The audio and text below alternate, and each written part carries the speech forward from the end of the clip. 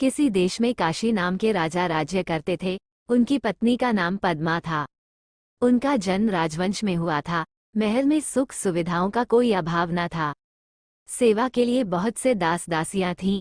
उनके चारों ओर सुख ही सुख था। दुख क्या होता है, इस बात को वे जानती ही नहीं थीं। पद्मा बहुत अधिक सुंदर थीं। राजा उनसे अथाह प्रेम करते थे। उनके मुख से बात निकलने भर की देर थी कि उसके पूरा होने में देर नहीं लगती थी। दिसंबर का महीना था, कड़कड़ाती ठंड पड़ रही थी। एक दिन रानी ने वरुणा नदी में स्नान करने का निश्चय किया। राजा ने आज्ञा दी कि पद्मा की ओर जाने वाले सारे मार्ग रोक दिए जाएं और सभी घाट खाली कर दिए जाएं। आदेश होते ही सभी मार्ग रोक दिए गए। नदी के तट व घाट निर्जन हो गए। जो लोग घाटों के पास झोपड़ियां बनाकर रह रहे थे वे भी उन्हें छोड़कर चले गए। अब वहां केवल पक्षियों का कलरव सुनाई दे रहा था।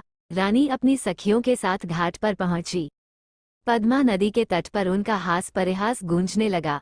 उस समय पूर्व दिशा में सूर्य उग रहा था। रानी ने अपनी सखियों के साथ नदी की झिलमिल करती धारा में स्नान किया। पानी बहुत ठंडा था। ठंडे पानी में स्नान करने के कारण रानी बुरी तरह ठिठुर गईं और थर थर कांपने लगीं। कपकपाते होठों से उन्होंने कहा, मैं ठंड से मरी जा रही हूँ। जल्दी आग जलाओ और मेरे प्राण बचाओ। रानी की आज्ञा पाकर सखियां पास के जंगल से लकड़ियां लेने जाने लगीं। रानी ने कहा, इतनी दूर कहाँ जा रही हो? देखो, पास ही फूस की झोपड़ियां हैं, इसी में आग लगा दो। किसी तरह इस ठंड से तो छुटकारा मिले। ये सुनकर एक सखी ने कहा, महारानी ऐसा न करें। ये झोंपड़ी न जाने किस गरीब की होगी। इसमें न जाने कौन यति सन्यासी रहता होगा। झोंपड़ी के जलने से वो निराश्रा हो जाएगा। इस ठंड में वो बेचारा कहाँ जाएगा? दासी की बात सुनकर रानी को क्रोध आ गया। वे चिल्लाकर बोली, दूर हो जाओ। फूस की इस पुरानी झोंपड़ी की तुम्हें इतनी चिंता है और मेरी कुछ भी नहीं। मेरी आज्ञा का तुरंत पालन करो। रानी की हठ देखकर सखियों ने झोंपड़ी में आग लगा दी। झोंपड़ियां धू धू करके जल उठी। आग की लपटें आकाश छूने लगीं। नदी के किनारे खड़े पेड़ों पर बैठे हुए पक्षी कोलाहल करते हुए आकाश में उड़ गए। आग की चिनगारियां एक झोपड़ी से दूसरी झोपड़ी पर गिरने लगी। आग चारों ओर फैल गई। थोड़ी ही देर में घाट की सभी झोपड़ियां जलकर राख हो गई। ठंड से कांपती रानी को आग की लपटों की गर्मी बहुत अच्छी लगी। आग तापकर रानी अपनी सखियों के साथ हास परिहास करती हुई राजमहल में लौट आईं। अगले दिन काशी अपनी राजसभा में न्यायासन पर बैठे ही थे कि जिनकी झोपड़ियां रानी ने जलवा दी थीं, वे राज दरबार में आ पहुंचे। रोते हुए रुंधे गले से उन्होंने राजा से अपनी दुख भरी कहानी सुनाई। अपनी प्रजा की बातें सुनकर राजा का सिर लज्जा से झुक गया। उनका चेहरा क्रोध से तमतमा उठा। वे सभा से उठकर एकदम राजमहल में चले गए। रोषपूर्ण स्वर में राजा ने कहा, रानी, तुमने निर्दोष दीन दुखियों के घर जला दिए। ये तुम्हारा कैसा राजधर्म है?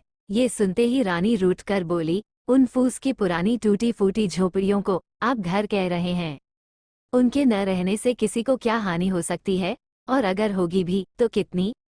अपनी रानी के एक क्षण के प्रमोद के लिए तो लोग न जाने कितना धन खर्च कर डालते हैं, और आप घास फूस की झोपड़ियों के लिए इतना क्रोध कर रहे हैं।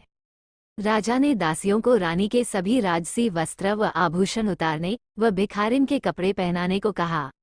राजा की आज्ञा से दासियों ने महारानी के राजसी वस्त्र और आभूषण उतार लिए और भिखारिन के कपड़े पहना दिए। रानी को राजमहल से बाहर ले जाकर राजा ने कहा, जाओ दीन होकर घर घर भीख मांगो। तुमने अपने एक क्षण के सुख के लिए जिन गरीब लोगों की झोपड़ियों को जला दिया था, तुम्हें उन्हें बनवाना होगा। मैं तुम्हें 1 वर्ष का समय देता हूँ। 1 वर्ष बाद तुम राजसभा में आना और सबको बताना कि दीन की झोपड़ी का क्या मूल्य है। रानी 1 वर्ष तक राजमहल से बाहर रहीं। गर्मी, सर्दी और वर्षा सहते हुए उन्होंने कठिन परिश्रम किया। तब जाकर पूरे 1 वर्ष में वे झोपड़ियां बनकर तैयार हुईं। अब रानी को झोपड़ी का वास्तविक मूल्य समझ में आ गया था। राजा उन्हें आदरपूर्वक महल में ले आए। धन्यवाद दोस्तों। राजा का न्याय, राजा और रानी की कहानी। आपको ये कहानी कैसी लगी नीचे कमेंट करके हमें जरूर बताइएगा। अगर आपको ये कहानी पसंद आई हो तो अपने दोस्तों के साथ जरूर शेयर करें और ऐसी ही प्यारी कहानियाँ सुनने के लिए हमारे YouTube चैनल से जुड़े।